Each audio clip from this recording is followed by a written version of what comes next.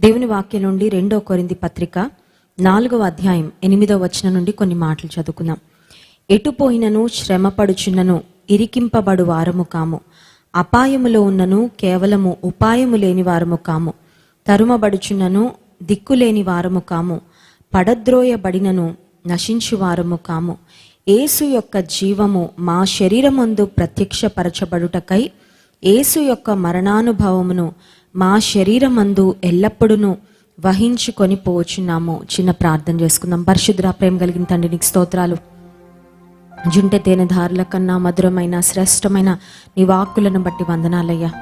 ఈ రాత్రి కాల సమయంలో నీ మాటలు మేము ధ్యానం చేస్తుండగా నీ హృదయాన్ని స్పష్టమైన విధానంలో మేము అర్థం చేసుకోవడానికి సహాయం చేయండి.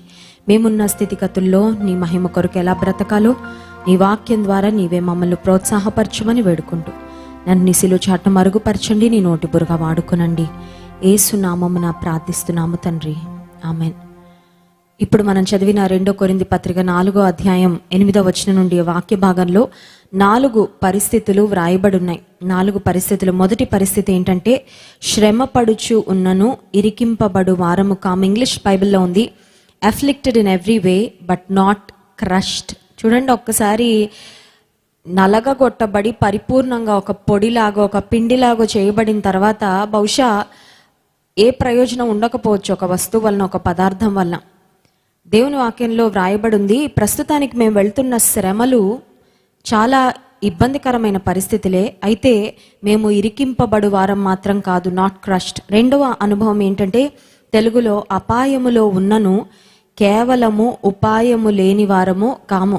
అపాయాలు రావచ్చు, నీతిమంతునికి బాధలు కష్టాలు అపాయాలు వస్తాయి, కానీ అపాయాలలో ఉపాయం లేని వారం కాము. అపాయాలలో మనకు ఉపాయం ఎవరు, మనకు సహాయం ఎవరు, మనకు తోడెవరంటే దేవుడే.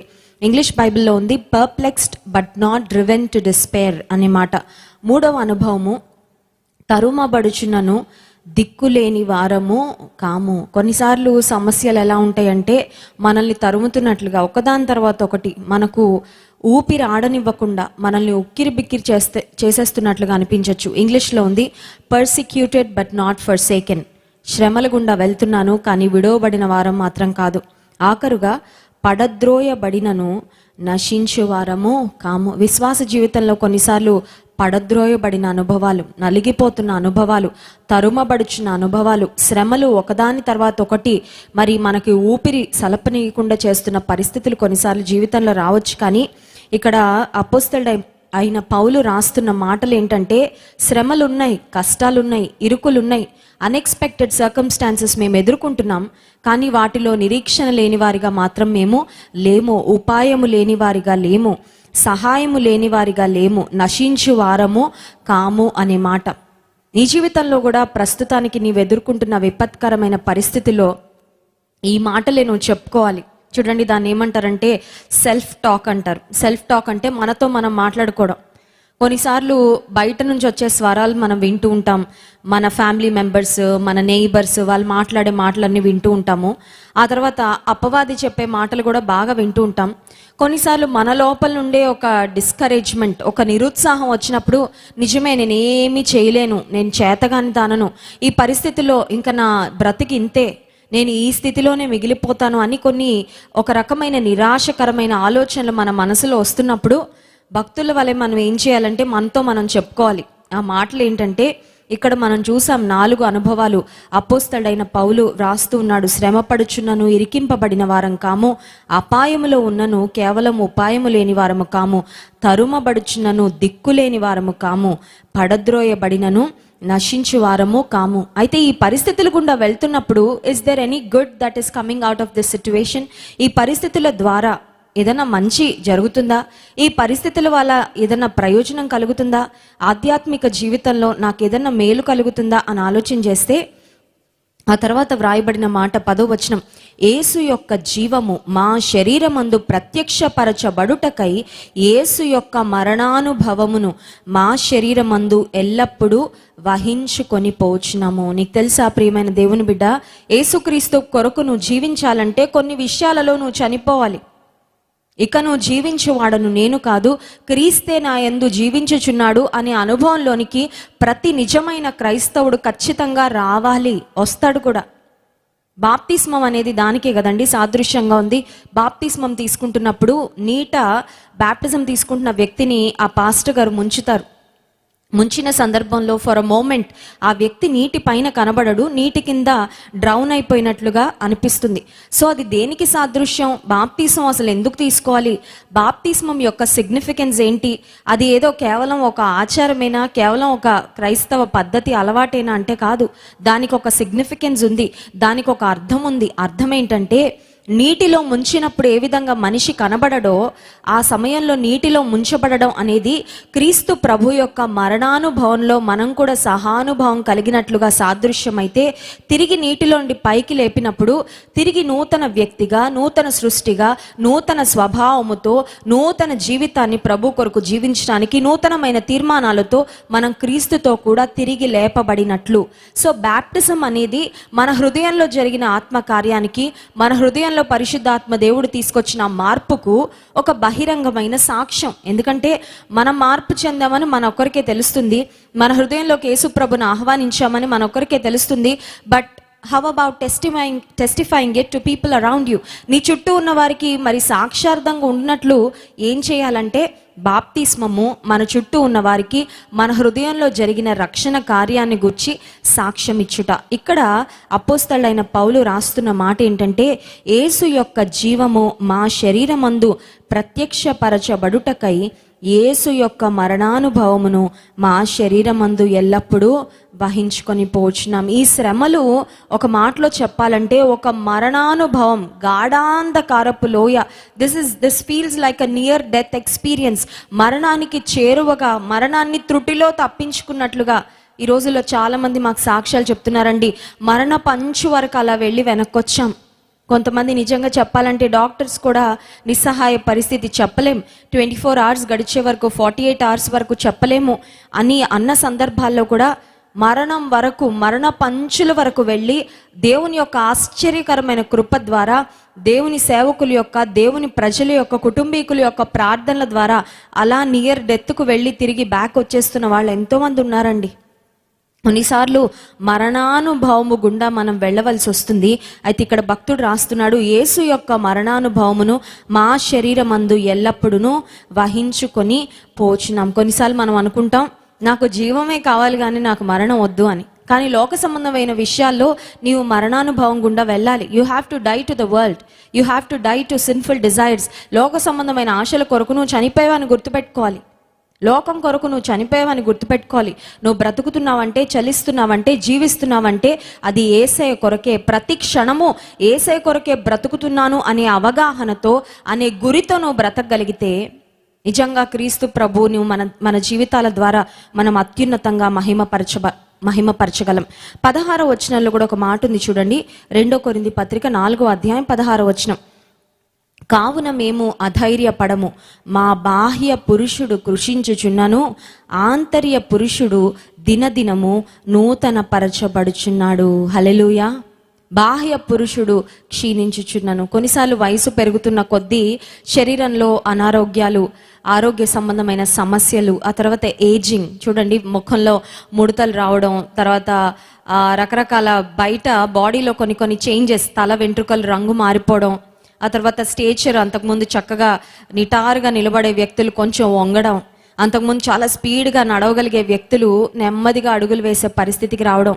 అవన్నీ ఏంటంటే బాహ్య పురుషుడు క్షీణించుట. బాహ్య పురుషుడు క్షీణించకుండా ఏమైనా చేయగలమా? చాలా మంది సైంటిస్టులు చాలా మెడికల్ రీసెర్చ్ చేస్తూ ఎన్నో మందులు కనిపెడుతున్నారు, కానీ 100 సంవత్సరాల మనిషి 50 సంవత్సరాల మనిషిలా కనబడేటట్లయితే ఏం చేయలేకపోతున్నారు కదండి. బాహ్య పురుషుడు ఎలా అయినా క్షీణిస్తాడు. కానీ ఆధ్యాత్మిక జీవితంలో మనకు కలిగి ఉండాల్సిన గోల్ ఏంటంటే, నా బాహ్య పురుషుడు క్షీణించినా పర్వాలేదు, ఆన్ ది అవుట్ సైడ్ నా జీవితంలో నేను వృద్ధాప్యంలోకి వెళ్ళొచ్చు, ఒకవేళ వయసు పైబడొచ్చు, అనారోగ్యాల వలన లేకపోతే నాకున్న హెల్త్ లిమిటేషన్స్ వలన బహుశా నా బాహ్య రూపము రోజు రోజుకు మరి వర్స్ట్ అవ్వచ్చు, కానీ నా అంతరంగ పురుషుడు మాత్రం దినదినము నూతన పరచబడాలి. నీ విశ్వాస జీవితంలో నువ్వెవరితో పోటీ పెట్టుకోవాలంటే నీతో నువ్వే పోటీ పెట్టుకోవాలి. పక్కన వారితో, సహోదరులతో, సహోదరులతో, సంఘంలో ఉన్న వేరే విశ్వాసులతో, ఇరుగు పొరుగు వారితో పోటీ పెట్టుకొని వారికంటే నేను కొంచెం ప్రార్థన బాగా చేయగలుగుతున్నాను, వారికంటే నాకు రిఫరెన్సులు కొంచెం బాగా తెలుసు, వారికంటే నేను ఎక్కువ ఉపవాసం ఉంటున్నానని ఇతరులతో మనం పోల్చుకొని ఐఎమ్ బెటర్ దాన్ సంబడి అని ఫీల్ అవ్వడం కాదు. కానీ నిన్నటి కంటే ఈరోజు నేను యేసయ్యకి దగ్గరగా వచ్చానా, నిన్నటి కంటే ఈరోజు నేను క్రీస్తు ప్రభు యొక్క అనుభవ జ్ఞానంలో నేను ముందుకు వెళ్తున్నానా, నిన్నటి కంటే ఈరోజు ఇంకా ఎక్కువగా నేను విశ్వాసంలో, ప్రార్థనలో, ఓర్పులో, సహనంలో, ప్రేమలో, క్షమించుటలో, క్రీస్తు ప్రభువుని ఇతరులకు చూపించటంలో నేను ఎదుగుతున్నానా లేదా అని మనం ప్రశ్నించుకోగలిగితే అది ఖచ్చితంగా అంతరంగ పురుషుడు దినదినము నూతన పరచబడుట.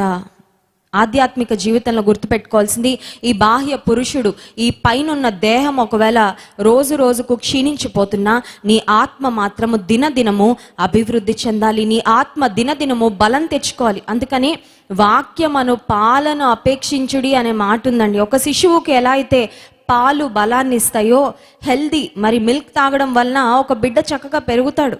6 months వరకు బేబీస్కు సాలిడ్ ఫుడ్ ఇవ్వద్దు, పాలు మాత్రమే ఇవ్వమంటారు, తల్లిపాలు ఇంకా మంచిదంటారు. సో విశ్వాస జీవితంలో మనం ఎదగాలంటే మనకు సహాయపడేది ఏంటంటే వాక్యం అనే పాలు. So never cease to hear God's word. దేవుని వాక్యం వినడం మానకుండా ప్రతి దినము దేవుని వాక్యం అనే పోషణను మనం తీసుకుంటూ ఉంటే ఈ పోషక పదార్థాలు మన ఆత్మకు ఒక ఫీడ్గా వెళ్తూ ఉన్నప్పుడు మన అంతరంగ పురుషుడు దినదినము నూతన పరచబడుతున్నాడు. ఇందాక మనం చదివిన మరి 2 కొరింథీ పత్రిక 4వ అధ్యాయంలో ఆ వచనాలు చదువుతున్నప్పుడు ఒక మిషనరీ నా జ్ఞాపకం వచ్చాడండి. ఆ మిషనరీ పేరేంటంటే రిచర్డ్ ఓరంబ్రాండ్ అనే మిషనరీ. చాలా గొప్ప మిషనరీ అండి. చాలా గొప్ప మిషనరీ అని ఎందుకు చెప్తున్నానంటే క్రీస్తు ప్రభు యొక్క శ్రమలలో సహానుభవమును కలిగిన దైవజనుడు అని ఖచ్చితంగా చెప్పాలి. ఆయన అర్మేనియా అనే దేశంలో పుట్టాడు. ఆ తర్వాత రొమేనియా అనే దేశం, అంటే దాని పొరుగు దేశంగా ఉన్న రొమేనియా అనే దేశంలోకి సువార్త సేవ నిమిత్తము వెళ్ళాడు. బైబిల్ పట్టుకొని వెళ్ళాడు. కానీ ఆ సమయంలో ఈ రష్యా తర్వాత ఈ దేశాలన్నీ కూడా సోవియట్ యూనియన్గా ఉంటూ ఉండేవి. ఆ దేశాలన్నీ మరి దేవుణ్ణి నమ్మని కమ్యూనిస్టిక్ ఐడియాస్తో, ఐడియాలజీస్తో నింపబడిన దేశాలు. దేవుడు అంటే వాళ్ళకి అదొక భ్రమ, ఒక పిచ్చి. దేవుణ్ణి ఖచ్చితంగా నమ్మరు. ఒకవేళ దేవుణ్ణి ఎవరైనా నమ్మితే మన దేశంలాగా మరి సెక్యులర్ భావాలు ఆ దేశంలో లేవు. కానీ ఒకవేళ ఏ దేవుణ్ణన్నా ఎవరైనా విశ్వసిస్తే వారిని జైల్లో వేసి భయంకరంగా టార్చర్ చేసి దేవుడు లేడు అని చెప్తే వదిలేసేవారు. దేవుడు ఉన్నాడు, నేను పలానా దేవుని నమ్ముతున్నాను, పలానా దేవునికి ప్రార్థన చేస్తున్నాను అని గనక ఎవరైనా మతపరమైన కార్యక్రమాలు చేపడితే వారిని భయంకరంగా టార్చర్ చేసేవాళ్ళండి.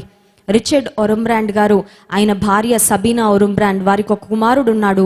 మరి ఈ దైవజనుడు ఎప్పుడైతే యేసుక్రీస్తు ప్రభు యొక్క సువార్తను ప్రకటించడం ప్రారంభించాడో ఆ భయంకరమైన ప్రాంతాల్లో, ఆ బీడు భూములలో వాక్యపు గింజలను నాటుతూ అనేకమైన హోమ్ చర్చెస్ స్థాపిస్తూ ఉండగా ఆ విషయము మరి అక్కడ గవర్నమెంట్కు తెలిసి రిచర్డ్ ఓరంబ్రాండ్ గారిని తీసుకువెళ్ళి జైల్లో వేశారు. జైల్లో వేస్తే అది ఎంత భయంకరంగా ఉంటుందో హోమ్ క్వారంటైన్లో ఉన్న వారికి ఇప్పుడు అర్థమవుతుంది కదండి. ఆయన హోమ్ క్వారంటైన్లో మరి ఒక్కరం 14 రోజులు ఉండాలంటేనే అది ఒక మహాశ్రమలాగా ఉంటుంది. అందరినీ చూడకుండా మా వారిని మళ్ళీ ఇంట్లో టైం టు టైం భోజనాలు, వేడివేడిగా సూపులు, డ్రింకులు అన్నీ బయట నుండి అందిస్తూనే ఉంటారు. అయినా కూడా 14 రోజులు కుటుంబీకులు అందరి నుండి దూరంగా ఉండడం ఒక పెద్ద శ్రమగా మనం భావిస్తున్నాం హోమ్ క్వారంటైన్లో ఉన్నప్పుడు. అయితే రిచర్డ్ ఓరంబ్రాండ్ గారు 14 రోజులు కాదు కానీ 14 సంవత్సరాలు, ఫర్ 14 లాంగ్ ఇయర్స్, 14 సుదీర్ఘ సంవత్సరాలు ఆయన జైలు గోడల మధ్యలో బ్రతికారండి.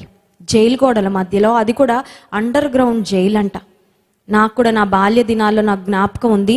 మా ఇంటికి ఒక మ్యాగజైన్ వస్తూ ఉండేది, ఒక క్రిస్టియన్ మ్యాగజైన్. ఆ మ్యాగజైన్ పేరు ఏంటంటే టార్చర్డ్ ఫర్ క్రైస్ట్ అని. అది రిచర్డ్ ఓరంబ్రాండ్ గారు వారి పరిచర్య వారు రన్ చేసే మ్యాగజైన్. దైవజనులు ఎటువంటి శ్రమలు పడ్డారో, ప్రపంచవ్యాప్తంగా యేసు ప్రభు పేరు పెట్టుకున్నందుకు, యేసు ప్రభును ప్రకటిస్తున్నందుకు, ఆయన సేవకులు, ఆయన నామాన్ని భరిస్తున్న దేవుని బిడ్డలు ఎటువంటి శ్రమలు పడుతున్నారో ఆ మ్యాగజైన్లో అన్నీ వ్రాస్తూ ఉండేవారు. మా నాన్నగారు మాకు అప్పుడప్పుడు ఫ్యామిలీ ప్రేయర్లో అవి చదివి చెప్తూ ఉండేవారు. యేసు ప్రభు యొక్క సువార్త కొరకు దేవుని సేవకులు ఆయా దేశాల్లో ఎలా శ్రమలు పడుతున్నారు. రిచర్డ్ ఒరంబ్రాండ్ గారిని ఆ జైల్లో వేసేసి తన భార్యను కానీ తన కుమారుని కానీ 14 సంవత్సరాలు చూడనివ్వలేదండి. సూర్యుడు ఎలా ఉంటాడో, చంద్రుడు ఎలా ఉంటాడో, ఆకాశము, నక్షత్రాలు, ఫ్రెష్ ఎయిర్ అనేది 14 సంవత్సరాలు మర్చిపోయాడు. ఈ జైలు గోడల మధ్యలో ఒక రకంగా చెప్పాలంటే కొంతమంది పోలీసులు వారానికి ఒక్కసారి వచ్చి అతనికి ఒక పీస్ ఆఫ్ బ్రెడ్ అలా విసిరేసి వెళ్ళిపోయేవారంటండి. Only 1 piece of bread per week. వారానికి ఒక బ్రెడ్ ముక్క ఇసిరేసి వెళ్ళిపోయేవారు. ఇంకా తన యొక్క కాలకృత్యాలన్నీ అదే జైల్లో తీర్చుకోవాలి. ప్రక్కన కూడా కనీసం తనతో పాటు ఫెలో ప్రిజనర్స్ కూడా ఎవరూ లేరు, తన భావాలు తన బాధలు పంచుకోవడానికి. ఆ జైలు గోడల మధ్యలో ఒక ఆడియో టేప్ ఒకటి రికార్డ్ చేసి ఎప్పుడు ఆ జైల్లో రింగ్ అవుతూ ఉండేదంట ఆ టేప్ ఏంటంటే, communism is good, Christianity is stupid. Communism is good, Christianity is stupid. ఈ మాటలు ఆ జైల్ గోడల మధ్యలో ఉన్న రిచర్డ్ ఒరంబ్రాండ్ చెవులకి 24 గంటలు పడుకున్న సమయంలో కూడా అవి వినిపిస్తూ ఉండేవారంట. కారణం ఏంటంటే 10 సార్లు, 20 సార్లు, 30 సార్లు, 1000 సార్లు ఒక మాట వింటే అది అలా నరనరాల్లోకి జీర్ణించుకొని పోయి అప్పటికైనా క్రైస్తవ్యం నిజంగానే వ్యర్థమని ఆ యేసుప్రభుని వదిలిపెడతాడేమో అని వారి ప్రయత్నం. అన్నిసార్లు వినిపిస్తున్నా ప్రతి వారం చివరిలో పోలీసులు వచ్చి అడిగేవారంట, ఇప్పటికైనా ఒప్పుకుంటావా క్రైస్తవ్యం లేదని, క్రీస్తు ప్రభు లేడని, క్రీస్తు దేవుడు కాదని ఒప్పుకుంటావా? ఒక్క మాట చెప్పు, జైల్లో నుంచి పంపించేస్తాం. ఒక్క మాట ఒప్పుకో, నీ విశ్వాసము నిజమైంది కాదని ఒక్క మాట ఒప్పుకో. జస్ట్ డినై క్రైస్ట్, క్రీస్తును డినై చెయ్యి, క్రీస్తు లేడని ఒప్పుకో, క్రీస్తు ప్రభు నీ దేవుడు కాదని ఒప్పుకో, వెంటనే నిన్ను జైలు నుంచి విడుదల చేస్తామంటే దైవజనుడు 14 సంవత్సరాలు ఆ మాట మాత్రం చెప్పలేదండి. ఆ జైలు గోడల మధ్యలో బ్రతుకుతున్నప్పుడు ఒకరోజు చాలా వేదన అనిపించి దైవజనుడు చాలా ఒంటరిగా ఫీల్ అవుతున్నాడంట. ప్రభా, ఈ జైలు గోడల మధ్యలో ఆకాశము, నక్షత్రాలు, పక్షులు, సూర్యరశ్మి ఏమీ లేవు, ఏమీ లేకుండా నేను బ్రతుకుతున్నాను, నాకు చాలా ఒంటరిగా అనిపిస్తుంది అనగానే ఒకరోజు రాత్రి దేవుడు ఒక దర్శనం ఇచ్చారంట రిచర్డ్ ఒరంబ్రాండ్ గారికి. ఆ దర్శనంలో ఆ జైలు గోడలన్నీ డైమండ్స్ లాగా ప్రకాశిస్తున్నాయంటండి. కొద్దిసేపు అసలు నేను జైల్లో ఉన్నానా లేకపోతే ఏదైనా ప్యాలెస్లో ఉన్నానా అనిపించిందంట ఆయనకి. అటువంటి అనుభూతి కలిగింది. ఆ సమయంలో అర్థం చేసుకున్నాడు ఏమనంటే, ఈ జైలు గోడలు అత్యంత భయంకరమైన పరిస్థితులే, అయితే ఈ జైలు గోడల మధ్యలో ఒంటరిగా దేవుని కొరకు శ్రమ పడుతున్న నాతో దేవుని యొక్క దివ్యమైన సన్నిధి ఉంది అని ఆయన ప్రభువును స్తుతించాడంట. 14 సంవత్సరాల్లో I'm sure he has gone through loneliness, he has gone through depression. నిరుత్సాహం చాలాసార్లు చెందుంటాడు. కొన్నిసార్లు మనకు అన్నీ బాగుంటేనే చిన్న చిన్న శ్రమలకి కృంగిపోతుంటాం. ఒకసారి ఒరంబ్రాండ్ గారు తన జీవితంలో చాలా డిప్రెస్డ్గా అనిపించి, ప్రభా, నా భార్య స్వరం నాకు వినపడట్లేదు, నా కుమారుని చూసి 14 సంవత్సరాలు అయిపోయింది, కనీసం ఇక్కడ నేను జంతువులు, పక్షులు అసలు దేన్ని చూడలేకపోతున్నాను, ఇంకొక మనిషి యొక్క స్వరం కూడా నాకు వినపడట్లేదు, నువ్వైనా నాతో మాట్లాడవా? నాకెందుకో నువ్వు కూడా మౌనం అయిపోయావు అనిపిస్తుంది. దేవుడు మాట్లాడతాడు ఖచ్చితంగా, గాడ్ స్పీక్స్ టు అస్. కానీ దేవుడు ఆయా విధాలుగా మాట్లాడతాడు. ప్రతిసారి ఆయన స్వరం ద్వారా మాట్లాడాలని మనం ఎక్స్పెక్ట్ చేయకూడదు, బట్ స్వరం ద్వారా కూడా నిశ్చయంగా మాట్లాడతారు. జాన్ వెస్లీ గారి అమ్మమ్మ గారు మరి అన్య కుటుంబాల్లోని రక్షణ పొందారు. మరి అమ్మమ్మ గారు ఆమె తన అనుభవాలు చెప్తూ ఉండేవారు. దేవుడు స్వరం ద్వారా ఆమెతో ఎలా మాట్లాడుతూ వచ్చారు. ఆమె పెద్దగా చదువుకోలేదండి, కానీ దేవునితో మాట్లాడే అనుభవము, ఎప్పుడు ప్రార్థన చేస్తూ ఉండేవారు. దేవుని స్వరాన్ని కూడా వినే అనుభవం ఆమె జీవితంలో. ఆమె చనిపోక ముందు కూడా చెప్పారు, దేవుడు నాతో మాట్లాడారు, అమ్మ నీ పిలుపు వచ్చింది, నేను పిలుచుకోబోతున్నానని దేవుడు చెప్పారని చెప్పిన వారం రోజుల్లోపే ఆమె దేవుని సన్నిధికి వెళ్ళిపోయారండి. దేవుడు స్వరం ద్వారా కూడా మాట్లాడతాడు. నీకు దేవుని స్వరం వినాలని ఆశ ఉంటే దేవుడు ఖచ్చితంగా నీతో మాట్లాడతాడు. ఒకరోజు ఒరంబ్రాండ్ గారు ఆ జైలు గోడల మధ్యలో కూర్చొని నిరాశగా, ప్రభా, నాతో మాట్లాడడానికి ఎవరూ లేరు, నాతో కమ్యూనికేట్ చేయడానికి ఎవరూ లేరు, నేను నీ నామం కొరకు ఈ జైలు గోడల మధ్యలో ఉన్నాను, నాతో ఒకసారి నువ్వు మాట్లాడవా అని అడిగారంట. అడిగిన ఆ సమయంలో దేవుని స్వరము అతనికి వినపడింది. ఆ వాల్స్ కూడా సౌండ్ ప్రూఫ్ వాల్స్ అంటండి. ఆ జైలు గోడలు కూడా బయట శబ్దాలు ఏవి లోపలికి రాకుండా అంత పకడ్బందీగా కట్టిన ఆ జైల్ సెల్స్ అంట. ఆ జైలు గోడల మధ్యలో దేవుని స్వరము ఒరంబ్రాండ్ గారికి వినపడింది. దేవుడు ఏం మాట్లాడారు తెలుసా అండి? నీ పేరేంటి అని అడిగారంట. What is your name? What is your name అనగానే రిచర్డ్ ఒరంబ్రాండ్ గారు దేవునితో ఏం చెప్పారంటే, Jesus, I have no name. ఎందుకంటే నేను ఉరుం బ్రాండ్, నేను రిచర్డ్ అని నేను అనుకోవట్లేదు. ఎందుకంటే 14 years అయిపోయింది. నా బాహ్య జీవితము, నా స్థితిగతులు, నాలో ఉన్న కోపాలు, ఆహాలు, నా అలవాట్లు, I'm totally a different person here. నా పేరు కూడా నేను మర్చిపోయిన పరిస్థితి. ఒక మాటలో చెప్పాలంటే నాకు పేరు లేదు. అయితే రిచర్డ్ ఒరంబ్రాండ్ గారు యేసు ప్రభుతో చెప్పిన మాట ఏంటంటే, Jesus, I have no name but please allow me to bear your name. నీ పేరు ధరించడానికి, భరించడానికి నాకు ఒక అవకాశం ఇయ్యా అని అడిగారంట. హల్లెలూయా. మనం అయితే దేవుడు మనతో మాట్లాడితే శ్రమ పెడతాం అనుకున్నాను కానీ ప్రభా ఇన్ని సంవత్సరాల వేదన నా జీవితంలో అనుమతిస్తాం అనుకున్నాను కానీ ఇంత వేదన, త్వరగా నాకు విడుదల ఇవ్వు, అది చేయి ఇది చేయి అని మనం ఇంకేవేవో మాట్లాడతామేమో, కానీ దేవుడు నీ పేరేంటి అని అడగగానే దైవజనుడు చెప్పిన మాట, I have no name but please allow me to bear your name. నిజమే, క్రీస్తు ప్రభు యొక్క స్వారూప్యతలోనికి మార్చబడిన తర్వాత విశ్వాసులంగా మనలో వచ్చే అనుభవం ఇదండి. జీవించినది నేను కాదు, క్రీస్తే నా యందు జీవించుచున్నాడు. గలతీ పత్రిక 2వ అధ్యాయము 20వ వచనంలో ఒక మాట రాయబడింది చూడండి.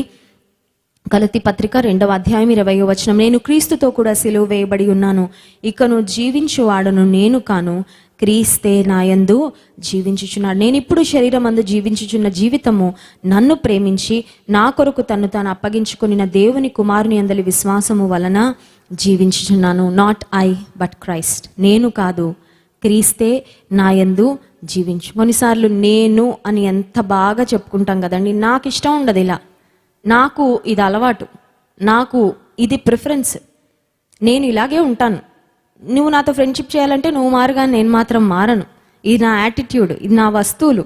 చూడండి, నా నా నా నా నా నా ఐ అనే మాట చాలాసార్లు దేవునికి దూరంగా ఉన్నప్పుడు ఐ అనేది ఒక మ్యాగ్నిఫైడ్ లెటర్గా కనబడుతూ ఉంటుంది మన జీవితంలో. ఐ అనేది మన జీవితంలో ఒక కేంద్రంగా ఉంటుంది. కానీ క్రీస్తు ప్రభువుకు దగ్గరగా వెళ్తే, శ్రమల మార్గంలో ప్రయాణం చేస్తే ఒక విశ్వాసి శుద్ధ సువర్ణం వలె మారి, ఇకను జీవించువాడను నేను కాదు, క్రీస్తే నా యందు జీవించుచున్నాడు. ప్రియమైన విశ్వాసి, శ్రమల కొలిమిలో ఉన్నావా? దేవుణ్ణి అడుగు, ప్రభా నీ స్వారూప్యత నాలో కనబడాలి, నీ రూపం నాలో కనబడాలి, నీ పోలిక నాలో కనబడాలి. ఈ శ్రమల కొలిమిలో నేను శుద్ధి చేయబడాలి, శుద్ధీకరించబడాలి. నేను అనేది చచ్చిపోవాలయ్యా, నేను చనిపోవాలి.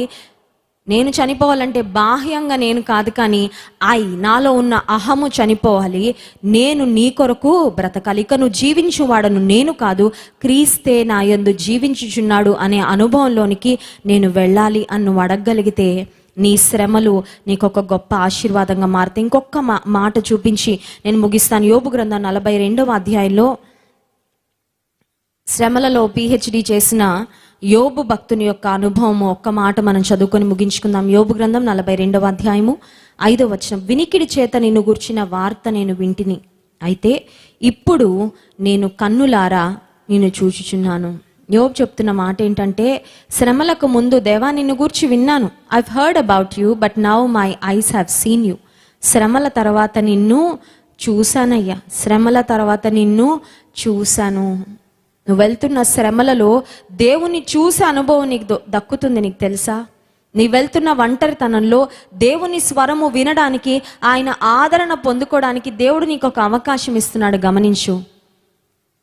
అపాయములలో ఉన్నను ఉపాయము లేని వారము కాము. నీకున్న పరిస్థితుల్లో చెప్పు, ప్రియమైన దేవుని బిడ్డ, ఇక నువ్వు జీవించువాడను నేను కాదు, క్రీస్తే నా యందు జీవించుచున్నాడు. అట్టి అనుభవంలో దేవుడు మనందరినీ నడిపించును గాక. ఆమెన్. కళ్ళు మూసుకోండి, ప్రార్థన చేసుకుందాం. పరిశుద్ధ ప్రేమ కలిగిన తండ్రి, నీకు స్తోత్రాలు.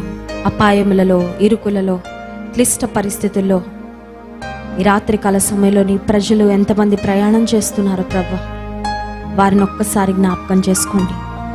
ఇక నువ్వు జీవించువాడని నేను కాదు, క్రీస్తే నా యందు జీవించుచున్నాడనే అనుభవంలోనికి మమ్మల్ని అందరినీ నడిపించాయి.